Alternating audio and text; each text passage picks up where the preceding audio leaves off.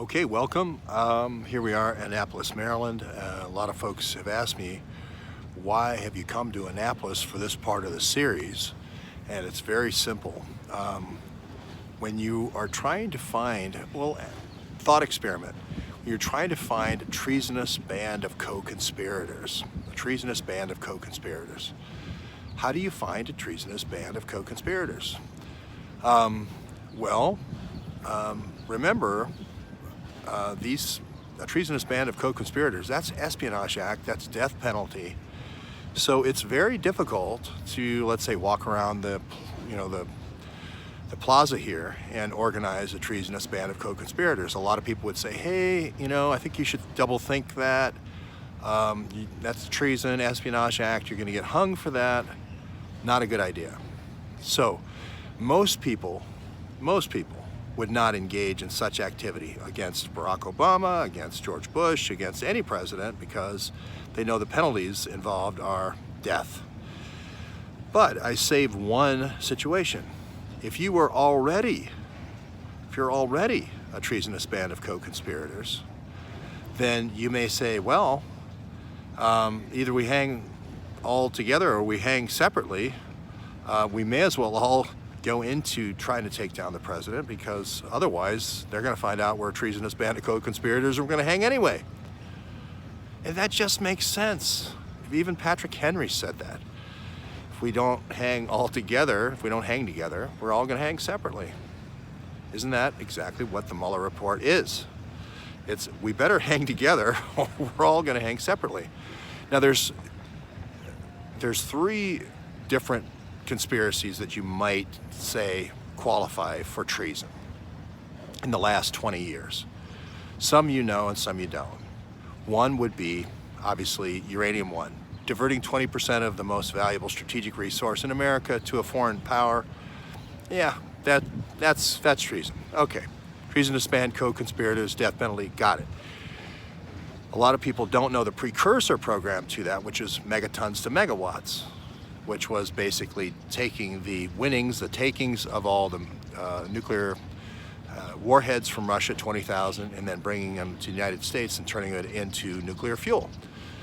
So you might say, if you diverted that to a foreign power, like a sanctioned foreign power like Iran, that would also be treasonous band of co-conspirators. So that would make sense. That group would do it. Or you could say, giving Iran $150 billion as a terrorist nation and putting them on a track for nuclear weapons for a country that chants death to America is also a good forerunner. Well, what if that was the same group for all three? What if that was the same group for all three? What if you didn't have to choose? Well, you're in luck. You don't have to choose. It's the same group. It's the same group. It's the same group of all three that did all three. So that's why we're here. We're not here because that group wasn't formed here. We're here because that group was formed here. And it turns out that the covert weapons shipping group that was already here, right over here in Eastport, at Diplomat Freight Service, was just repurposed. It's almost like regifting at Christmas. It was repurposed for diversion of uranium. And the crime network in Odessa that was doing all sorts of criminal activities in Ukraine was repurposed to just, instead of smuggling just weapons, also smuggling fissionable material. Same guy, Mogilevich. In this example here, transportation logistics, again, remember, there's indictments all over the place for everybody involved here in transport logistics. You just put one of the crime gang in on the board. Danilenko. That's easy. You just put Danilenko in the board of transportation logistics. So again, all this is publicly available information, court filing information. We have looks like the spies who organized and were the go-betweens for this illegal uranium trade also have court cases, also have metadata. We have Butina with 12 terabytes of information. We've got her with 1.5 million documents for Kislyak, the Russian ambassador that seemed to be the broker for all this activity, weapons and uranium. And we've got the information with of 102,000 hours of recorded conversations. That's a lot. It's a lot on that laptop. 3 times the amount that Huma Abedin had for Hillary Clinton. So it makes sense if you just think through it. The only group, probably the only group that would be willing to organize a band of treasonous co-conspirators to take down the president would be one that was already organized and treasonous and already condemned to hang if they're caught. And that is Bob Mueller, Rod Rosenstein, Andy McCabe, Peter Strzok, etc., Lisa Page, right? So there you have it. It's easy. So what we've tried to do here is go over out to that Chesapeake Bay Bridge, and of course over on the other side of this peninsula here at Eastport, and identify these folks and show where they live and identify who their friends and family are and so forth, and try to show you what the thank you very much for the super chat. Try to show you what the prosecution is hiding from you. This Judge Chuang is an interesting guy. He's the guy who said Trump's was doing a Muslim ban when Trump put in a travel ban. And he's the one who said, hey, even though it doesn't mention Muslims, it just mentions countries, I'm going to go by Trump's previous statements. So I'm going to take ex parte statements and impugn that on the intent of the law, even though the law doesn't say anything about that. So he's very much kind of protecting this band. The trial now, by the way, has been delayed till October 29th. So it's been delayed again. So it's gonna take more time to see the Uranium One trial and the evidence involved in the Uranium One trial. But what we do know is there's 17 witnesses that say he's innocent, Brady witnesses. These are exculpatory witnesses. And I always say in these situations, you know, you got a lot of people on the web talking about, oh, you know, there's this race now between I.G. Horowitz and Bill Barr with declassification. There's all this stuff's going to come out this week. Sort of the same thing you heard last year when Sean Hannity was talking about the whistleblower for Uranium One named William Campbell, who seemed like the FBI bagman, to be honest, for over a 20-year period. And that was going to blow Uranium One wide open. Well, it didn't. And then there was Nate Kane that they were going to put on, and that was going to blow it wide open. And that didn't. So again, we're trusting Sessions, trusting Huber, trusting Barr, trusting yet another person we don't know, Durham, an attorney, and so forth. I would rather just trust yourself. Trust your own ability to look at the data and the court filings and make your own decision. So a couple of new things now.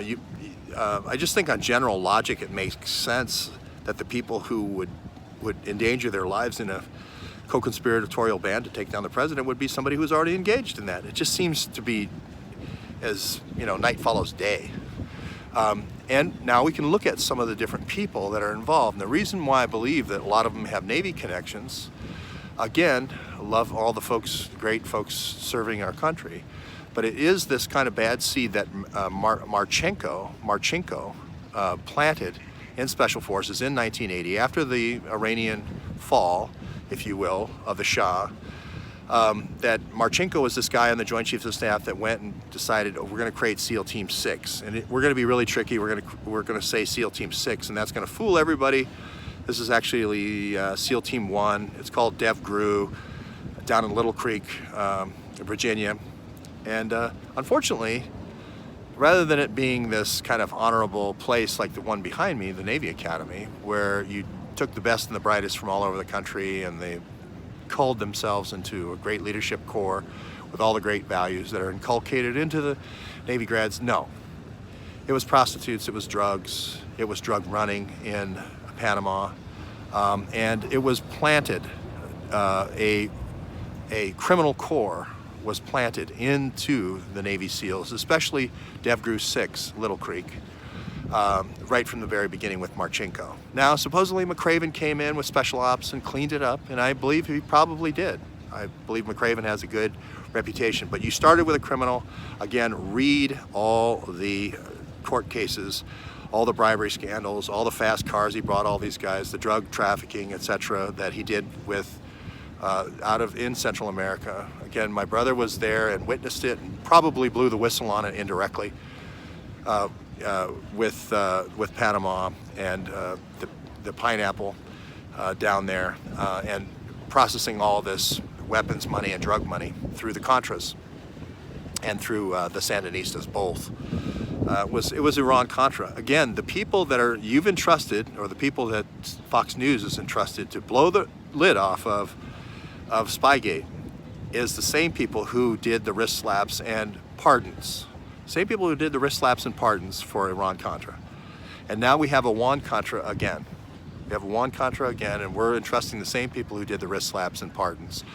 Remember, right over here on Gibson Island, Engelhart, the metals company, the rare metals company that Mark Rich is a member of. And then Mark Rich spins off his own metals company and brings and creates this, or amplifies this uranium crime gang to deal in this illicit trade of diverted Russian highly enriched uranium. That comes directly from Bob Mueller's company, Engelhart. So the lineage here is one heartbeat away, it's one handshake away, it's one step away. Literally, you could almost see them here posing together as one kind of triumvirate for illegal uranium trade. I didn't pardon Mark Rich. I didn't do a series of 8 wrist slaps for Mark Rich, which Jim Comey did over a 20-year period. Again, these are the people that you're entrusting to get to the bottom of the swamp. Don't think so. Not gonna go there. Gonna do my own investigation, sorry. So that's why we go to the Russian retreat. We know that that's where this action occurred before the takedown of Trump. Of course, we have the Obama administration saying that's where the spying took place. Over in Centreville here in Maryland, over up in New York, up in Brookville. We're taking the Mueller report at its word. We're just filling in the blanks. We're filling in the blanks for Krylova and Bogacheva. We're looking at the full sweep of history over the last 20 years, not just the last year where they're trying to hang all the previous 19 years crimes on the last person to occupy the White House. That's the general gist here, is hey, we had 19 years of crime, let's hire an Uber driver, let's do one more bank job, and we'll blame everything on him. We'll leave all the goods in the back seat. And then we'll say, oh, he must have done the last 20 years, even though Trump was nowhere near any of this action. We'll continue to go prove that. So we talked about diplomatic freight services, we've talked about Roden House.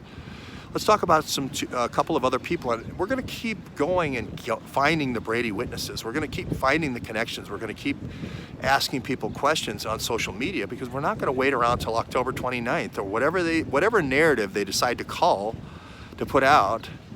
Remember, Bob Mueller's wife and Barr's wife is in a prayer group over the last 30 years.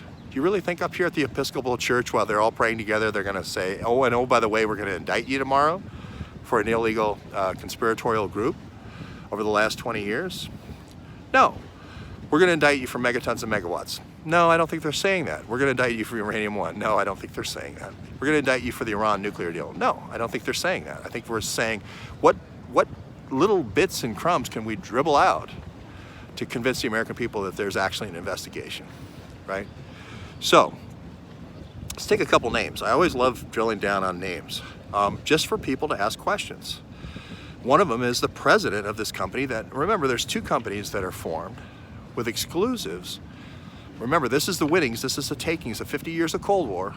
These are the Russian warheads. We're going to beat them into plowshares. We're going to beat them into fuel rods for nuclear power plants.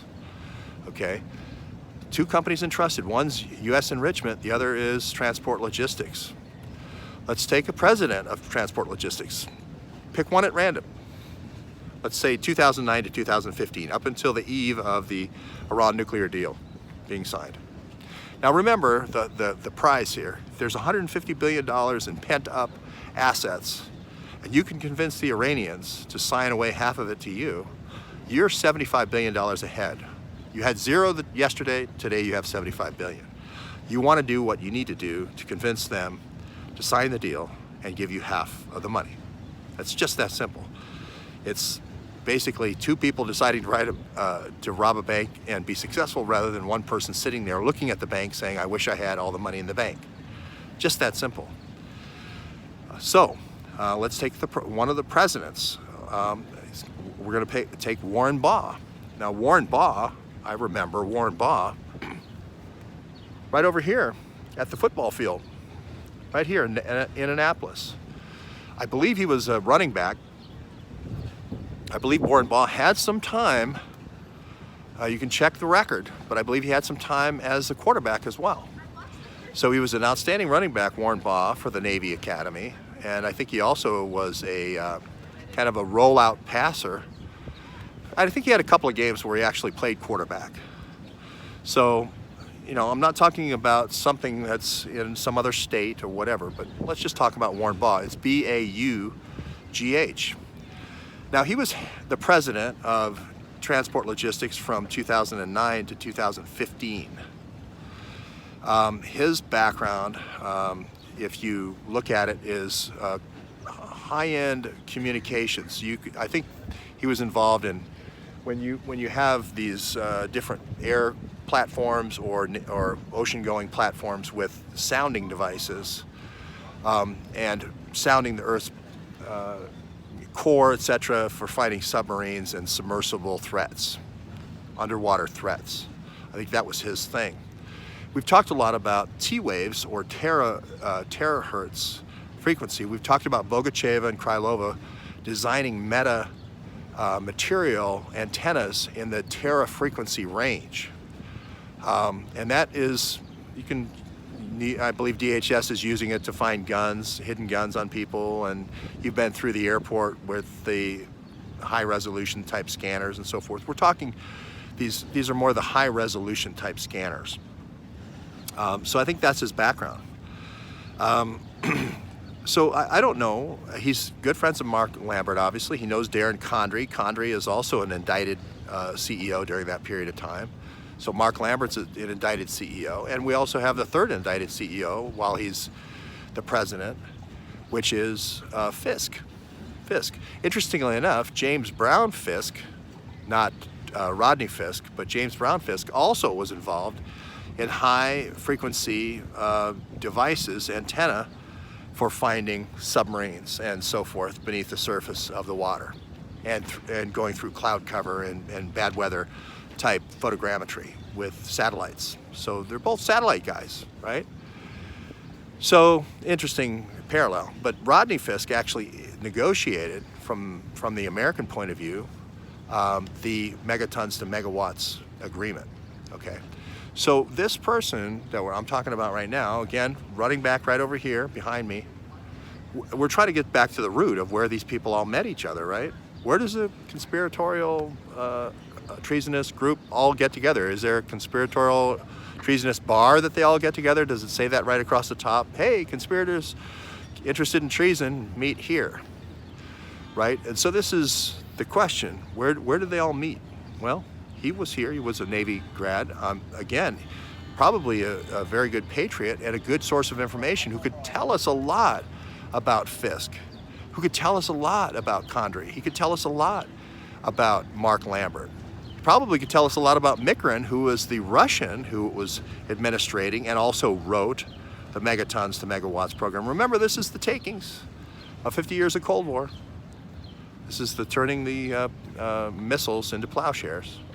Right? This is the most important spoils program, if you will, in our time. So it's worth asking the question. And he was president during all three. He was president during all three CEOs being there. Again, it just seems like there's a weird overlap with what Krylova and Bogacheva were doing, which was these tera frequency type detection devices. Tera frequency type detection devices. So much so that after the Iran deal is signed, and again, if that was the prize, then you could disband after you got the booty, if you will, of the $150 billion. He goes to work for a company called, I believe he became the CEO. This is Baugh now I'm talking about. This is Warren Baugh. He becomes the CEO of a company called TerraTech. Any guesses? Any guesses out there what TerraTech does?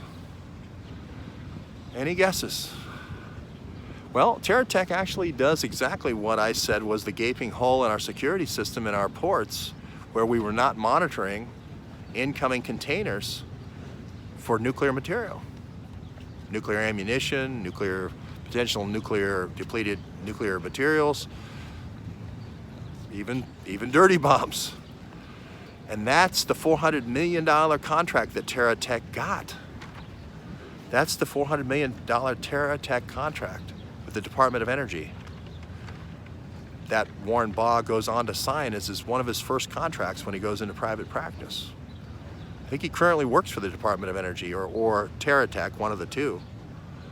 Interesting overlap. Interesting overlap. So you say, oh, well, that's just one guy who was a Navy guy. Come on. You know, ease up, back down, you know, back off.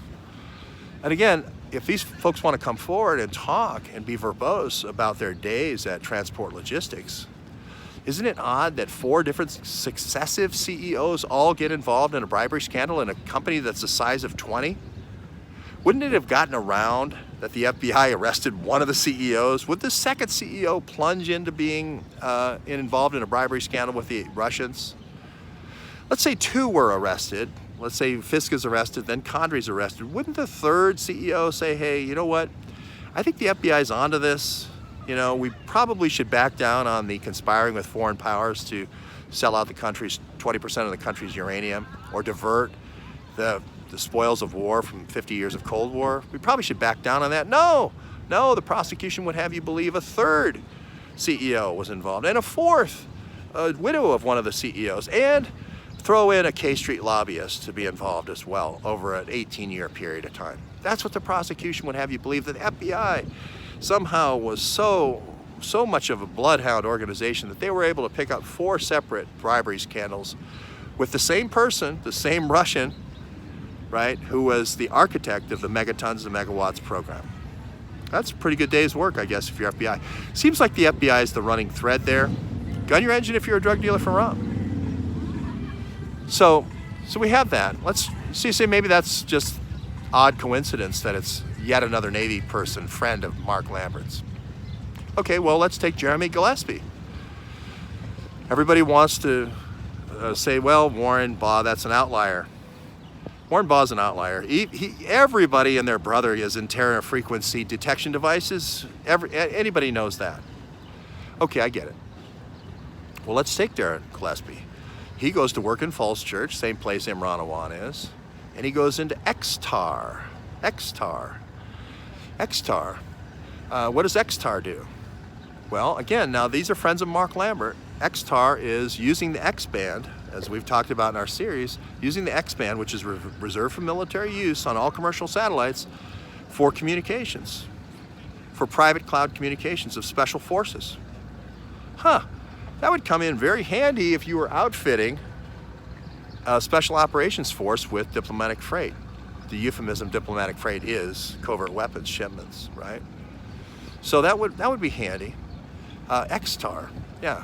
So again, I don't fault all the people that are involved with Mark Lambert and involved with Transport Logistics for being experts and going on into fields and being government contractors and being experts. I don't have any fault for that. What I do have a fault with is being quiet. Letting this happen while America sleeps, while we're all waiting for something that's never gonna come, for a Christmas that's never gonna come, for conspirators who, our hopa is that they turn themselves in. They're gonna feel so bad after 20 years of conspiratorial treasonous activities that they're gonna just find a bout of consciousness, a pang of consciousness, and turn themselves in. I don't think that's gonna happen. I think the only way is to engage the folks that know them, that are their friends and family, and say, hey, what do you know about this situation? Do you have a picture of Mickerin? Do you have a picture of Fisk? Do you have a picture of you and Mark Lambert? Do you have a picture of Baugh? Do you have a picture of Jeremy Gillespie? Tell me more about this. Where were the containers? Where were the Russian containers? Did they come up the Ohio River from New Orleans? Did they come in the port of Baltimore, like the NRC paperwork said? Did they come in the port of Charleston, some of them? Did stuff actually make it? They're also nuclear waste, by the way. If you thought the front end, if you thought the Transport Logistics just had the front end of the uranium business, is everything from the mine, the ore, all the way to being a fuel rod or being a nuclear core and a weapon. But the back end is the waste cycle. After you're done with the fuel rod in the reactor, now you have to dispose of it. Transport logistics was also involved in that, and there's several factories or plants they have in Kentucky, in Paducah, as well as container cleaning that they have in Piketon, Ohio. Again, these containers are empty and they travel under the color of law. Perfect for rat lines. Again, just 2 more names today, and we'll do 2 more tomorrow and 2 more the day after that. We can just continue to ask questions. And all we're asking is, if you are indeed a patriot, come forward and say what you know. Say, yeah, I remember Mark Lambert. I remember him doing this. I remember him doing that. Because if you put facts out, you destroy a created narrative. You can destroy a creative narrative. When you put the picture out of Mikrin and Danilenko at a conference, let's say, when you put out the picture of Mark Lambert and, let's say, Baugh at a TerraTech conference, it changes the ability to manipulate the narrative. You have to stay within the lines, if you will. And it changes and constrains the powers that be that want to tell you a fairy tale. And now they have to somehow work that fairy tale into the supposed truth that they're going to tell you. So that's what I'm asking. So every day, just a little bit more every day, just start asking questions. And again, a Navy grad, and seems to have gone to the Navy Academy with Mark Lambert. Don't know the answer to that question yet. Just putting those names out there and letting people look at them, and go ahead and ask those questions of those guys and just say, hey, you know what it's like. You took an oath when you came here to defend the Constitution against enemies, foreign and domestic. Did you not? Now's your time. Your job didn't end when you hung up the Navy uniform. You never are not Navy. Your responsibility to the Constitution never ends. You're always a Marine. You're always a midshipman or an admiral or whatever. You're always a soldier if you're in the Army, or you're always an airman if you're in the Air Force. That's all we're asking. All we're asking is you to live up to your oath. Thanks very much, everyone. Remember those 2 names, Baugh and Gillespie. And we're going to continue with all 17 Brady witnesses.